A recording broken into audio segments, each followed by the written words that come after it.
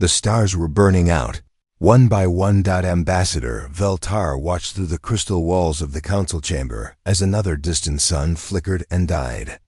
The crystalline being's body trembled with fear, creating tiny musical notes that filled the air with sorrow. Around the chamber, other members of the Zephyrian Council stood in silent terror. Their beautiful world of singing crystal towers had never known war, never known real fear, until now. "They have taken the outer ring," General Torvak reported. The tall, proud Talaxian warrior looked defeated for the first time in his long life. His people were known across the galaxy as the strongest fighters, but even they had fallen before this new enemy.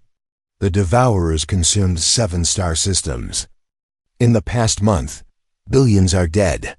Veltar's crystal form grew darker with grief. The Devourers were machines, ancient things that ate entire worlds and turned them into more of themselves. They had slept for 1,000 years in the dark spaces between galaxies. Now they were awake and hungry. "What of the Federation fleets?" asked Counselor Nimra, her blue skin pale with worry. "The Nexari were the smartest beings in the galaxy. Their ships could move faster than light itself. But intelligence meant nothing against an enemy that grew stronger with every battle." "Gone," Torvak said simply. "The Mindori tried to control them with their thoughts. The machines learned to block their powers and destroyed their home planet. In 3 hours, the Nexari sent their best ships. The Devourers studied them, copied their technology, and made it better. Every time we fight them, they become harder to kill." The council chamber fell silent except for the sad music of Veltar's trembling form. Outside, the Crystal City continued its ancient songs, but even those seemed quieter now. Fear was spreading through the peaceful world like a disease. "There is one possibility," said Dr. Kethri, the council's chief scientist. She was small and quiet, but her words made everyone listen. "The new species, the ones from the Death World." "The humans?" Torvak laughed, but there was no joy in it. "Their ships are made of metal and fire. They fight with bullets and bombs. They are primitives who only just learned to travel between stars." "Yes," Kethri said softly. "But they come from a world that tried to kill them every day for millions of years. They learned to fight everything. Their own planet, their weather, their animals, even each other. They are the only species we know that understands violence." Veltar considered this. All the peaceful races of the galaxy had forgotten how to fight real wars. They had technology and intelligence, but they had lost something that these humans still carried. The willingness to die for others, the ability to fight without hope and somehow still win. "Their ships are crude," Torvak said. "We saw them in the first contact reports. Metal boxes with weapons stuck on them. No beauty, no grace. Just tools for killing." "Maybe that is what we need," Veltar said quietly. Tools for killing. The decision was not easy. The Zephyrian Council had never asked for help before. They were proud beings who had solved every problem with wisdom and patience. But wisdom could not stop the Devourers, and patience would only give them time to consume more worlds. Veltar moved to the great communication array at the center of the chamber. The crystal device could send messages across the entire galaxy, but it had never been used to call for war.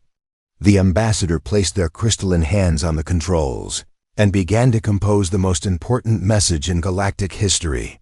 Far across the galaxy, in the small yellow star system that humans called home, Captain Jake Morrison sat in his command chair aboard the Earth Defense Force ship Vengeance. He was a hard man with scars on his face and gray in his hair. He had fought in the water wars and the resource conflicts that had nearly destroyed Earth before humanity reached for the stars. The ship around him was exactly what the aliens had. Said, a metal box with weapons. The Vengeance had been built for one purpose, to fight and win. Every surface was covered in armor.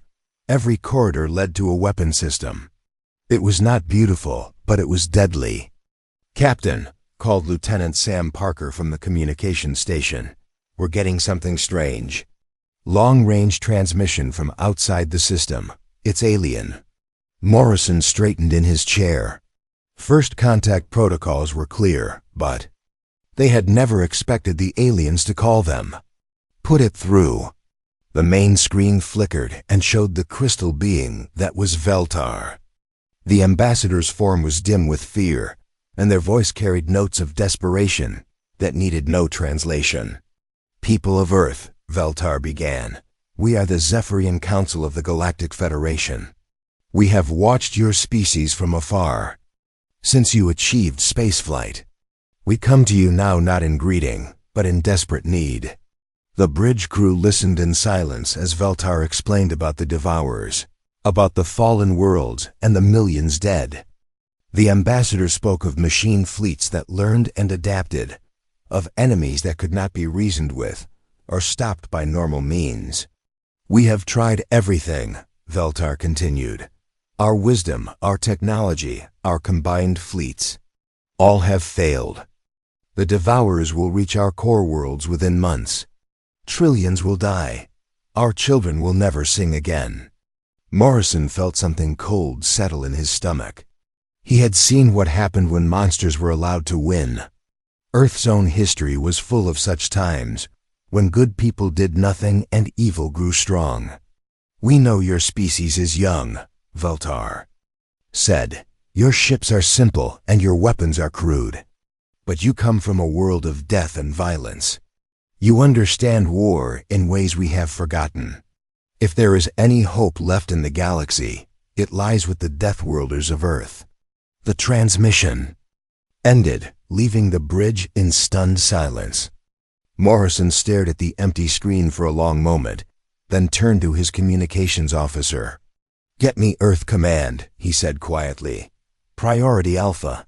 Tell them we have a war to fight." Within hours, the message had reached every human settlement, every ship, every military base. The response was swift and unanimous. Humanity had been preparing for war among the stars since they first looked up at the night sky. Now the stars were calling, and Earth would answer. The Deathworlder fleet began to assemble. Earth had never seen anything like it. Admiral Lisa Carter stood on the bridge of the EDF Titan and watched through the massive viewing windows as ships from every corner of human space gathered in Earth's orbit. The sight made her chest tight with pride and fear.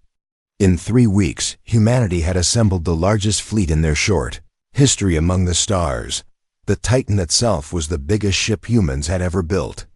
It was a fortress of metal and weapons, designed to take massive damage and keep fighting. Carter had commanded smaller ships in the asteroid belt wars, but nothing had prepared her for this moment. They were about to leave their home system to fight aliens they had never seen, to save people they had never met.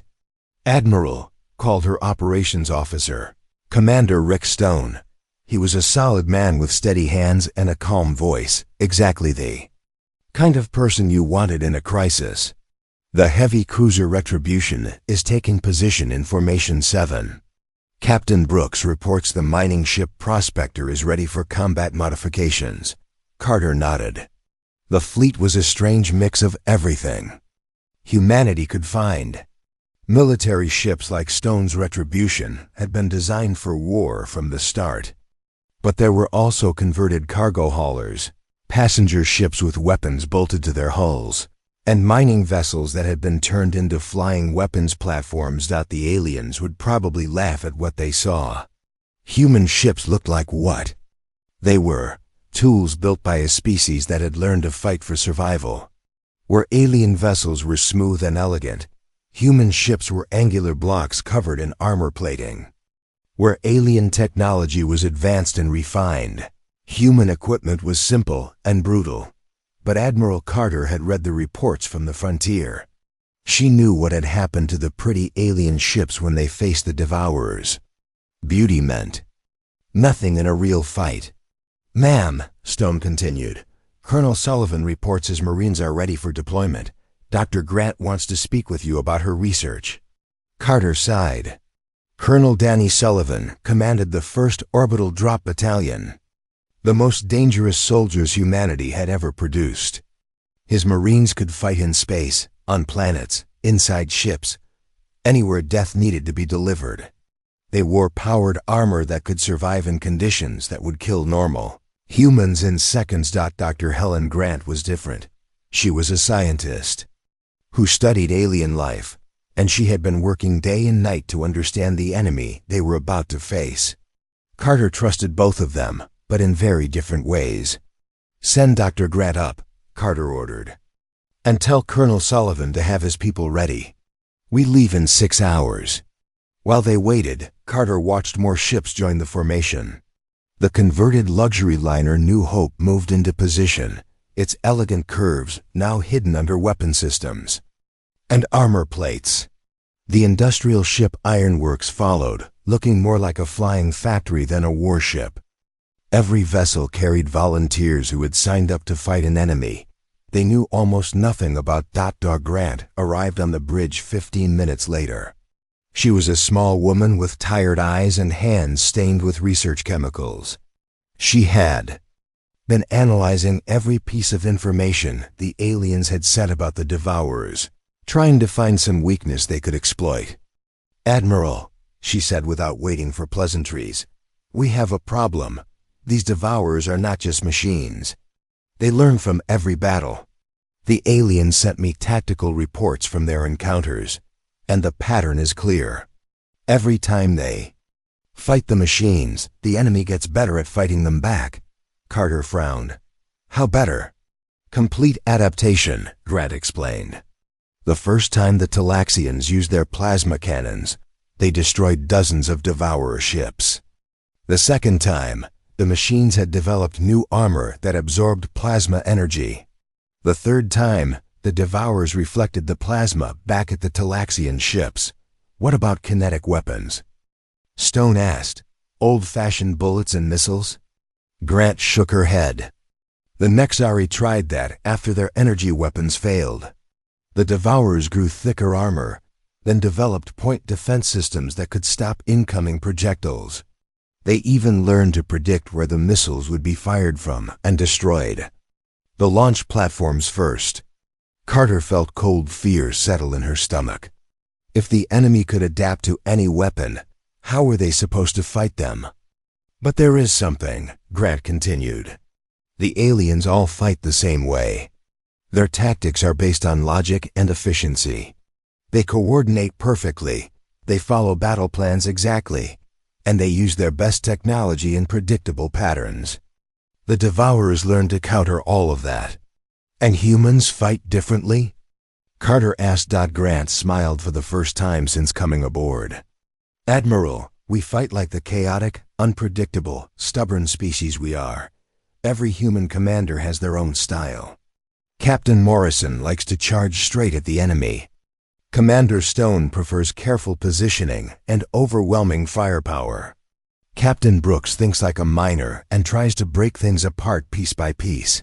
Carter began to understand. The machines can adapt to one style of fighting, but not to a dozen different styles all at once.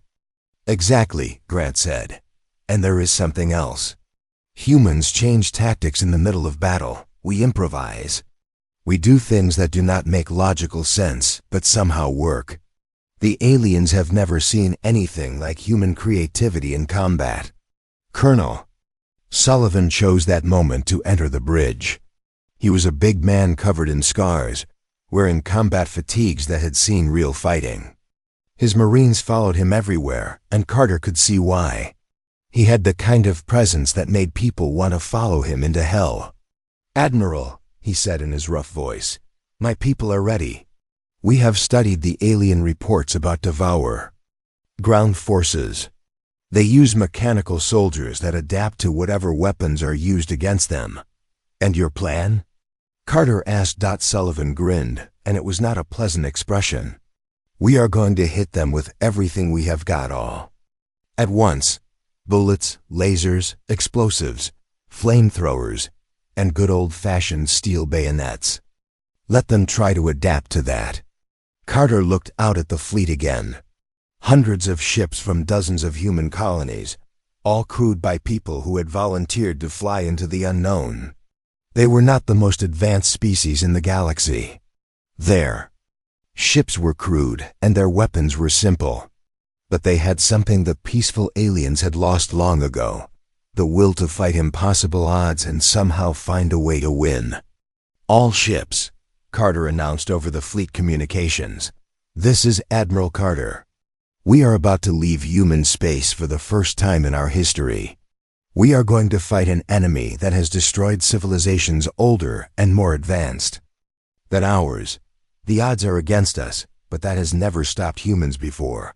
She paused, looking at the faces of her crew. They were scared, but they were ready. "The aliens called us Deathworlders because we come from a planet that tried to kill us every day. They do not understand that this made us stronger.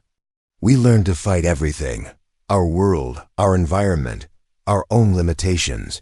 Now we are going to teach the galaxy what that means." The fleet began to move, turning away from Earth toward the dark spaces between stars. Behind them, their blue and green world grew smaller. Ahead of them waited war, death, and the chance to prove that sometimes the most dangerous thing in the universe was a species with nothing left to lose. Deathworlders were going to war. The Cathara system was a graveyard.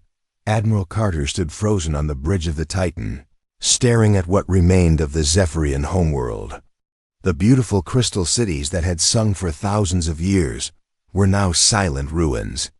Broken towers floated in space like glass tears, their songs forever ended. The planet below was gray and lifeless, stripped of everything that had made it home to billions of peaceful beings. "My God," whispered Commander Stone from his position at the tactical station. "What did this?" Captain Jake Morrison's voice crackled over the communications from the Vengeance. "Admiral, we are reading massive debris fields throughout the system. Ships, stations, even pieces of moons. It looks like they took everything apart." Carter forced herself to look away from the dead world. Around the fleet, her officers were getting their first real look at what the Devourers could do. The reports had been terrible enough, but seeing the destruction with their own eyes was different. This was not just war. This was the complete erasure of an entire civilization. "Incoming transmission," reported Lieutenant Amy Parker from Communications. "It is from the survivors." The main screen flickered to show Ambassador Veltar. The crystal being looked smaller than before, their light dimmed by grief and exhaustion.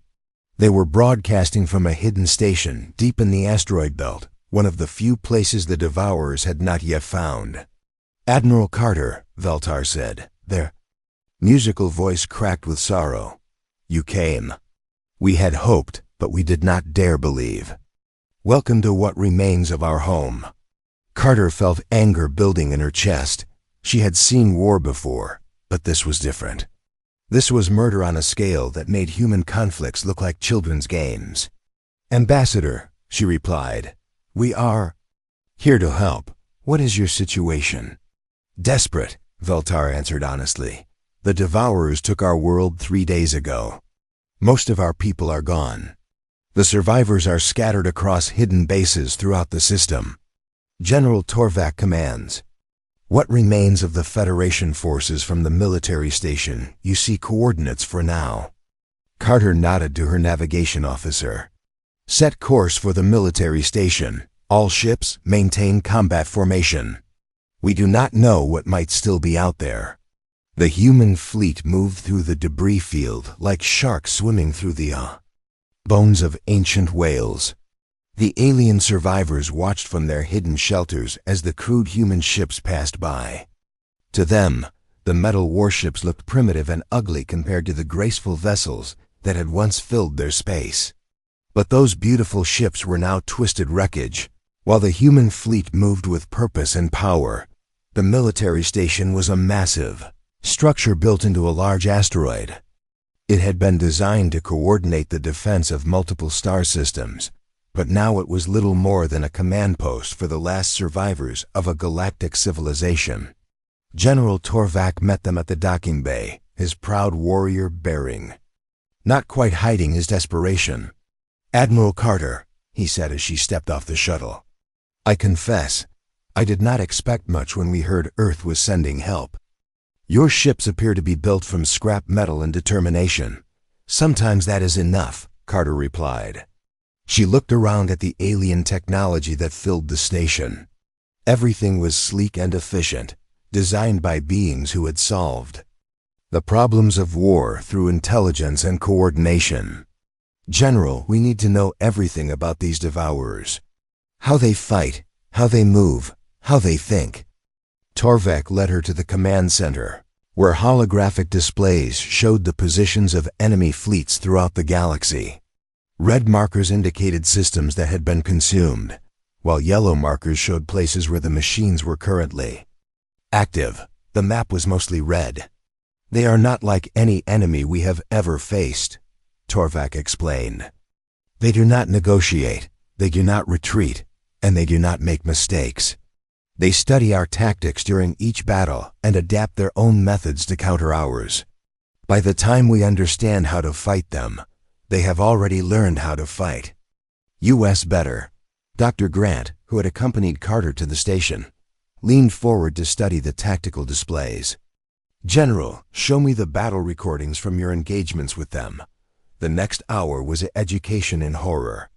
The recording showed Federation fleets meeting the Devourers in what should have been decisive battles. The alien ships were faster and more advanced than anything humanity had ever built. Their weapons could destroy planets, and their coordination was perfect, but it did not matter. The Devourers absorbed every attack, learned from every tactic, and adapted to every strategy. What had started as even battles quickly became massacres, as the machines turned Federation advantages against them. "They are learning machines," Grant said quietly. "But they are learning from species that all think the same way. Logical, efficient, predictable." Before anyone could respond, alarms began sounding throughout the station. A communications officer called out in panic, "General, Devourer scout fleet approaching from the outer system. 12 ships moving fast." Carter felt her heart start pounding. This was it. Their first real test against an enemy that had destroyed civilizations. "All human ships," she ordered over her communicator. "Prepare for combat. This is not a drill." The human fleet moved to intercept the Devourer scouts. Carter watched from the Titan's bridge as the enemy ships came into view. They were unlike anything she had ever seen. The vessels seemed to bend space around them, their dark hulls reflecting no light.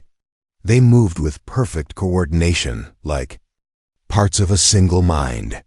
"Enemy ships are scanning us," reported Stone. "They are probably trying to understand our technology." "Let them scan," Carter said grimly. "Captain Morrison, you are our point ship. Show them what humans can do." The Vengeance moved ahead of the fleet, its weapons powered and ready. Morrison's voice came over the communications, calm and steady. "Admiral, we are in weapons range. Requesting permission to engage." "Granted," Carter said. "All ships, attack pattern random. Do not let them predict our moves." What followed was unlike any battle the galaxy had ever seen. The Devourers expected the humans to fight like the Federation forces they had already defeated.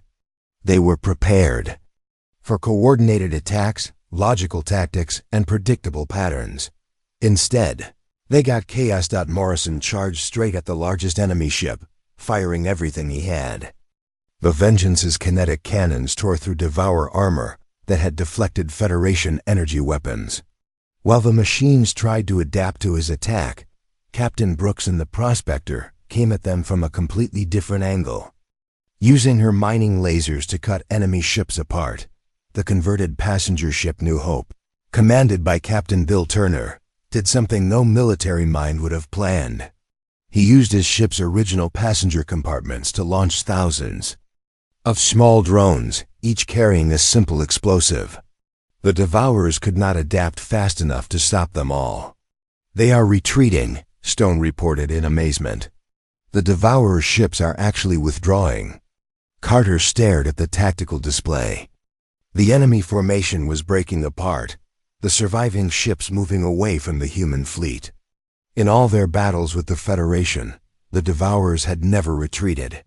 They had never needed to. General Torvak's voice came over the communications. From the station, filled with wonder. "Admiral Carter, in 10,000 years of galactic history, no one has ever made the Devourers retreat. How did you do it?" Carter looked at her crew, at the faces of humans who had just accomplished the impossible. They were not the smartest species in the galaxy, or the most advanced, or the most civilized. But they were the most unpredictable. "General," she said, "we fight like what we are. Survivors from a world that tried to kill us every day. We do not fight fair, we do not fight pretty, and we do not fight by the rules. We fight to win." The first battle was over, but Carter knew it was just the beginning. The Devourers would learn from this encounter, just as they had learned from all the others. But so would the humans. And in a contest between a species that adapted through logic and a species that adapted through pure stubborn creativity, Carter was beginning to think humanity might have a chance. The Deathworlders had drawn first blood. General Torvak could not understand how humans fought. The proud Talaxian warriors stood in the war room aboard the Titan, watching Admiral Carter plan the next battle. Around the table, human officers discussed tactics that made no sense to him. Where his people would create detailed battle plans with precise timing, the humans seemed to make everything up as they went along.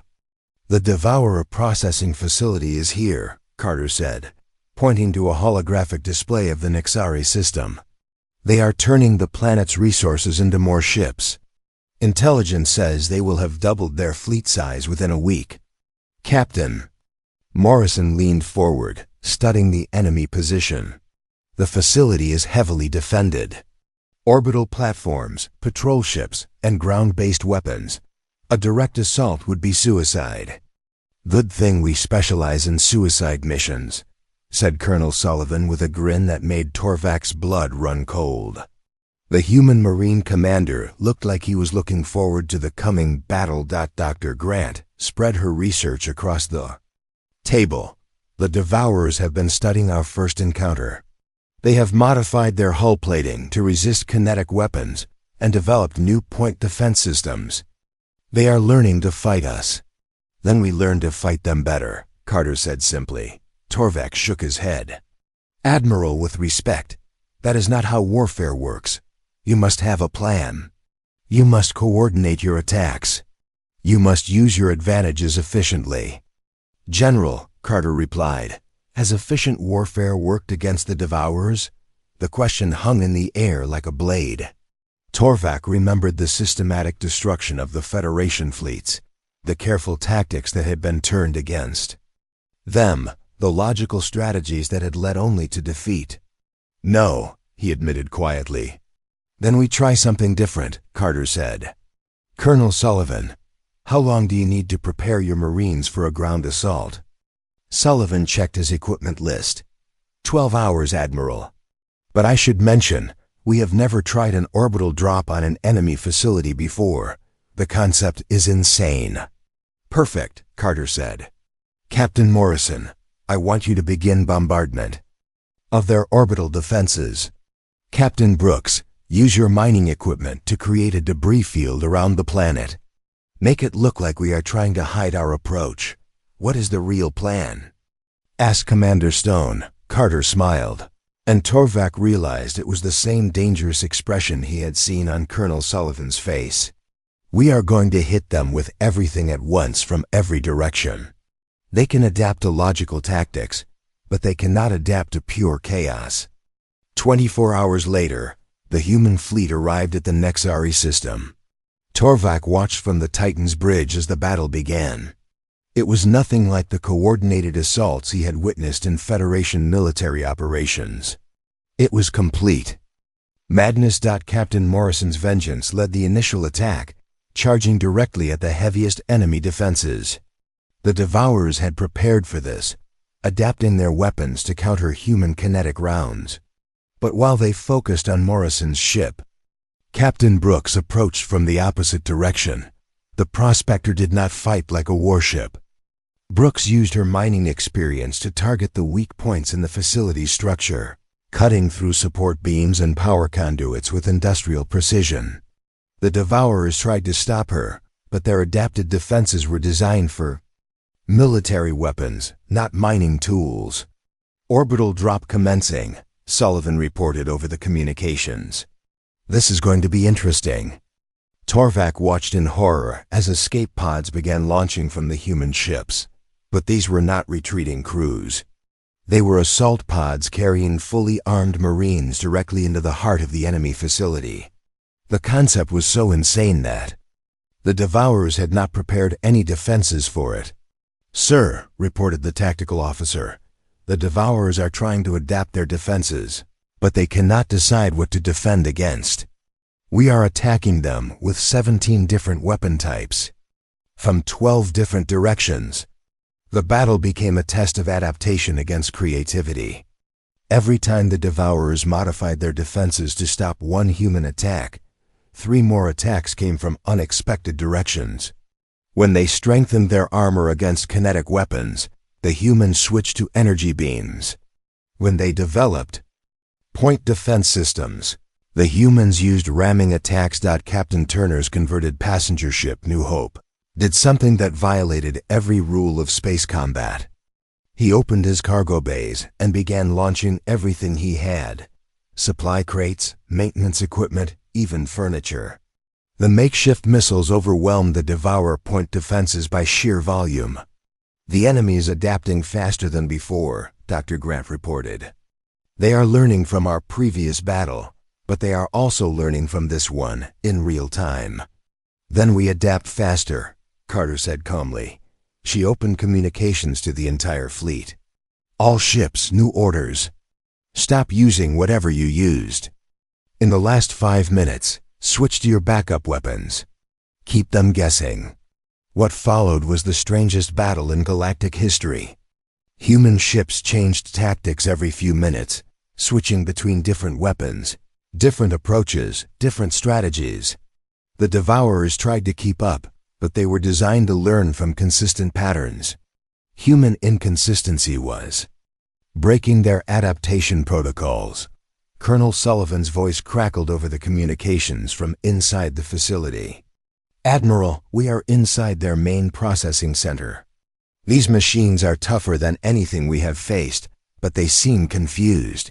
They keep changing their attack patterns mid-fight. That is because they are trying to adapt to 30 different human fighting styles at once," Dr. Grant explained. "Each of our Marines fights differently. The machines cannot create a single defense that works against all of them." The facility's defenses began to collapse under the chaotic assault. Devourer ships that had been adapting to human tactics suddenly found themselves fighting completely different tactics. Their learning algorithms were overloaded by the constant changes in human behavior. "Processing facility is going critical," Sullivan reported. "We have planted charges throughout the structure. Recommend immediate withdrawal." "All ships, pull back," Carter ordered. "Colonel, get your people out of there." The explosion lit up the entire system. The Devourer facility, which had been converting an entire planet into new machines, collapsed in on itself. The chain reaction destroyed the orbital platforms and damaged dozens of enemy ships. But the cost had been heavy. "Casualty report," Carter requested quietly. Commander Stone's voice was grim. "We lost the escort ship Liberty. Captain Rodriguez went down with his ship covering the Marine withdrawal. The cruiser Defiance took heavy damage but is still operational. Total casualties, 47 dead, over 100 wounded." Carter closed her eyes for a moment. 47 humans had died to save a world they had never seen, to protect people they had never met. That was the difference between humans and the peaceful species of the galaxy. Humans were willing to die for strangers. "Admiral," General Torvak said quietly, "I owe you an apology. I thought your tactics were primitive and chaotic. I did not understand that chaos itself could be a weapon." Carter looked at the tactical display, where the surviving Devourer ships were retreating from the system. "General, my people learned warfare on a world where everything was trying to kill us. We learned that sometimes the best plan is to have no plan at all. Sometimes the best strategy is to be so unpredictable that your enemy cannot predict you." "The Devourers are learning machines," Dr. Grant added. "But they are learning from a species that refuses to be learned from. Every time they think they understand how humans fight, we change the rules." Torvak nodded slowly. He was beginning to understand why the galaxy needed these chaotic, violent, impossible humans. The peaceful species had created a civilization based on logic and order. But when faced with an enemy that could turn logic against them, they needed allies who embraced chaos. "What is our next target?" he asked. Carter smiled, and this time Torvak found the expression reassuring rather than terrifying. "We are going to find their main fleet and show them what happens when Deathworlders go to war." The second battle was won, but the real war was just beginning. The Devourers had learned that humans could not be easily defeated, but humans had learned something more important. They had learned that their greatest weakness, their inability to fight in an organized and predictable way, was actually their greatest strength. The galaxy was about to discover what happened when an unstoppable force met an unpredictable object. The galactic core had become a nightmare of metal and death. Admiral Carter stood on the bridge of the Titan, watching the largest enemy force in galactic history prepare for battle. The Devourer Prime Constructor hung in space like a mechanical moon, its dark surface crawling with millions of smaller machines.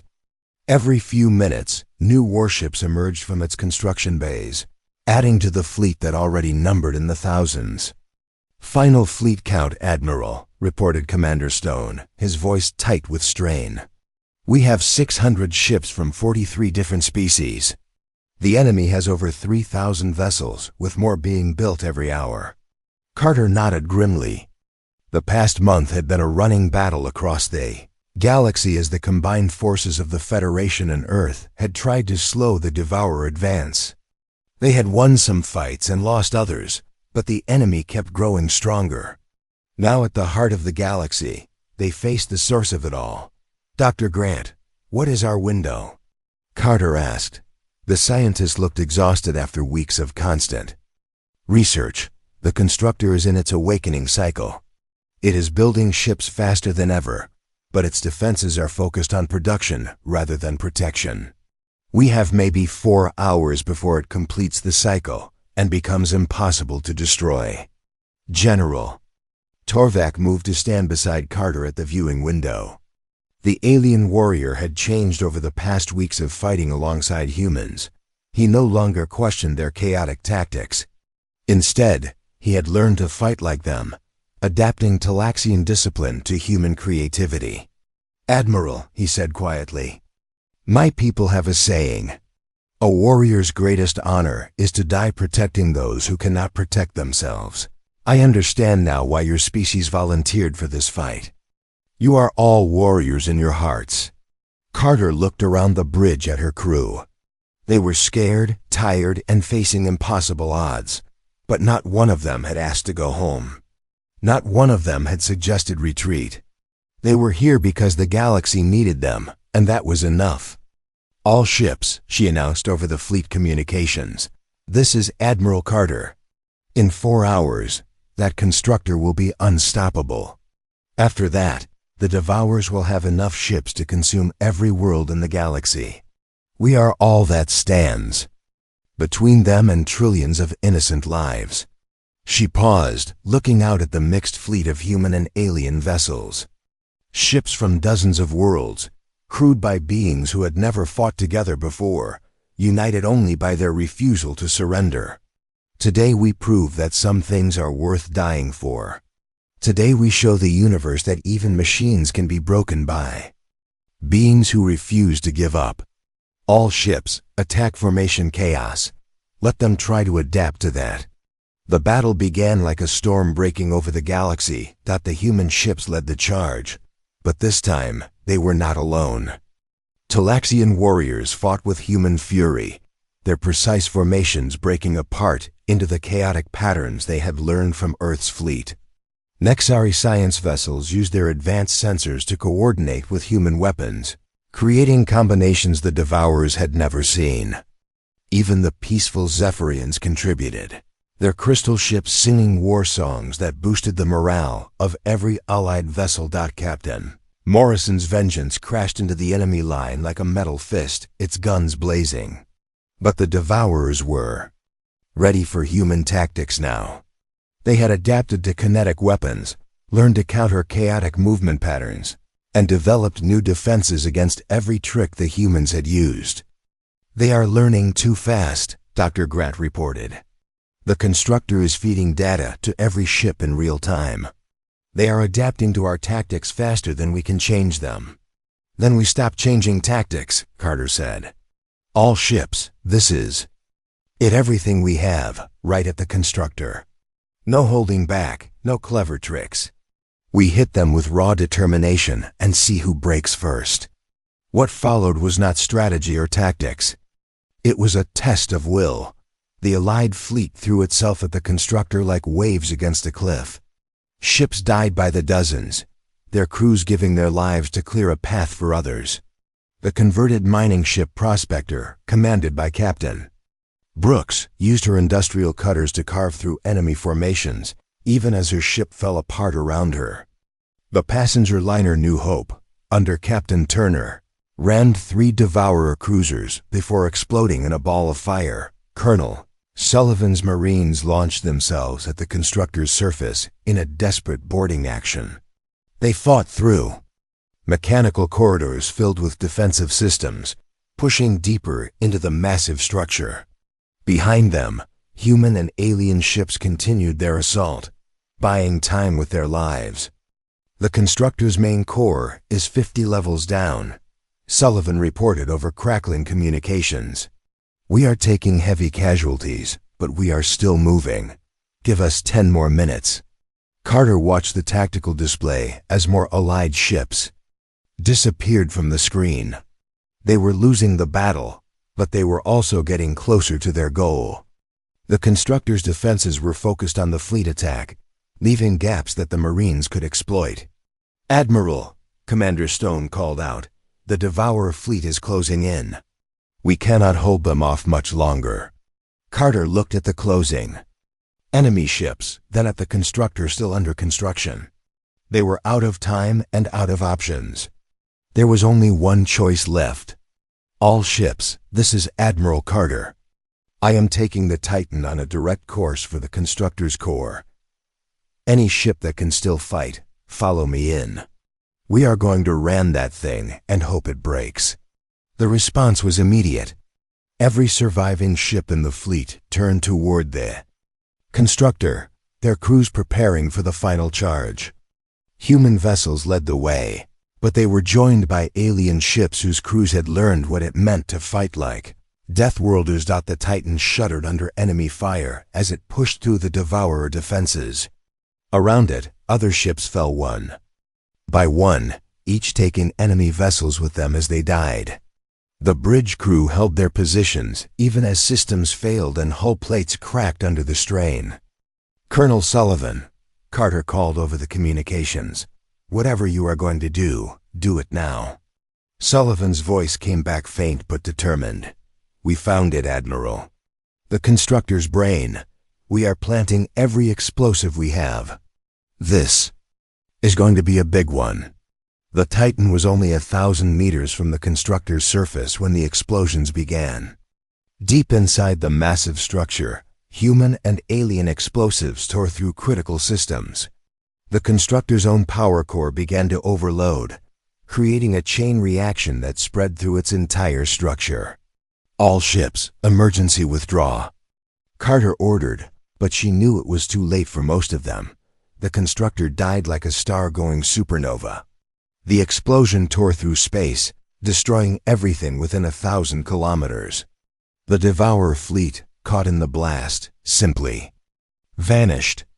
The machine intelligence that had threatened the galaxy was gone, reduced to expanding gases and scattered debris. When the light faded, fewer than 50 ships remained from the Allied fleet of 600. The Titan somehow survived, its heavy armor barely protecting the crew from the explosion. Around them, the few other survivors floated in space, their crews stunned by what they had accomplished. "Admiral," Dr. Grant said quietly, "we did it. The constructor is gone, and without it, the remaining Devourers cannot reproduce. We won." Carter looked at the cost of victory displayed on her screens. Hundreds of ships destroyed, thousands of crew members dead, entire species represented by only a handful of survivors. The galaxy was safe, but the price had been terrible. "Colonel Sullivan," she called over the communications, "report your status." Silence answered her. Carter closed her eyes and said a prayer for the Marines who had given their lives in the heart of the enemy fortress. They had volunteered to die so that others could live, and their sacrifice had saved the galaxy. 6 months later, Admiral Carter stood on the bridge of the rebuilt Titan, watching as human and alien crews worked together to patrol the galaxy's dangerous frontiers. The peaceful species had learned that sometimes violence was necessary to protect peace. Humanity had found its place among the stars, not as conquerors, but as guardians. The Devourers were gone, but other threats would come. When they did, the galaxy would be ready. The Deathworlders had taught them all a valuable lesson. Sometimes, the most dangerous thing in the universe was a species that refused to quit. And in the deep spaces between stars, new human ships carried a simple message on their hulls: when the galaxy calls for help, Earth answers. The Deathworlders had kept their promise.